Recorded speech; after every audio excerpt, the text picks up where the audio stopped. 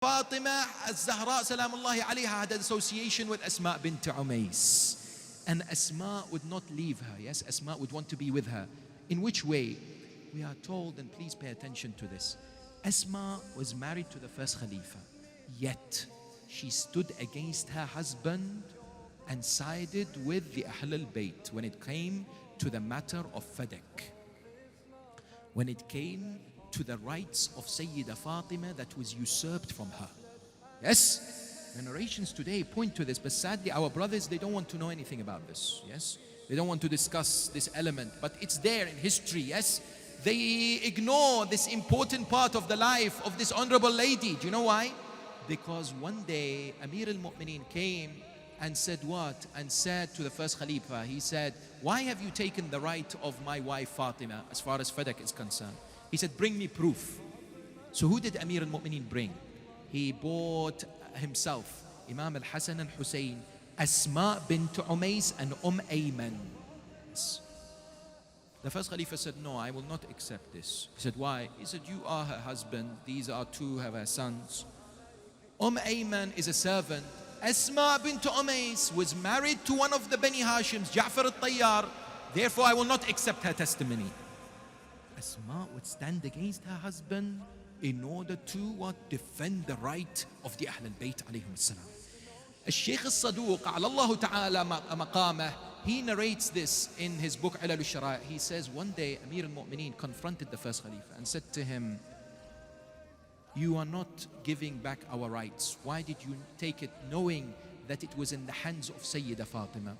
First Khalifa said, you need to bring witnesses. You know what Imam said? You know, because the Ahl al-Bayt, they don't use the same argument all the time. That is their excellence. They bring narrations and verses. Therefore, Amir al-Mu'mineen would say to him, have you read Ayatul Tathir? إِنَّمَا يُرِيدُ اللَّهُ لِيُذْهِبَ عَنْكُمُ الرِّجْسَ أَهْلَ الْبَيْتِ وَيُطَهِّرَكُمْ تَطْهِيرًا. He said, yes, I have. He said, let me ask you a question. If today two people come and they testify against the daughter of the Prophet Fatima, and they say something against her that deserves for her to be punished, would you punish her? He says, of course I'll punish her. أُقِيمُ الْحَدَّ عَلَيْهَا. Yes, I will punish her. Amir al-Mu'mineen said, then you are favoring the words of human beings over the words of the Almighty. He says, why? He says, doesn't Allah subhanahu wa ta'ala honor her in this particular verse to say that she speaks the truth?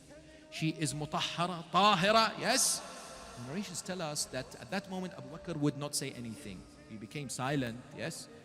Later, when he went back, he would speak to the second Khalifa.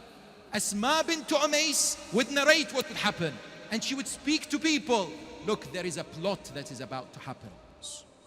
There is a plot that is going to occur. And therefore you find that Sayyida Fatima loved her. And indeed would speak to her. People ask the question, what does this mean for me as an individual? When I look at Asma's position, yes, that she was principled and she stood for justice. Today I tell you, if a husband comes and says to his wife, remove the hijab, what does she do? Today I tell you, if you're in a business transaction, yes, with someone from the Muslim community or anybody else that you know who is a faithful individual, and they tell you, you know what, it's okay, cut corners. It's okay, I'll take some interest from you, yes? It's okay, let's look for a loophole. I tell you many a times, when it comes to difficult positions, when it comes to challenges, when it comes to calamities and hardship, we sometimes side with what?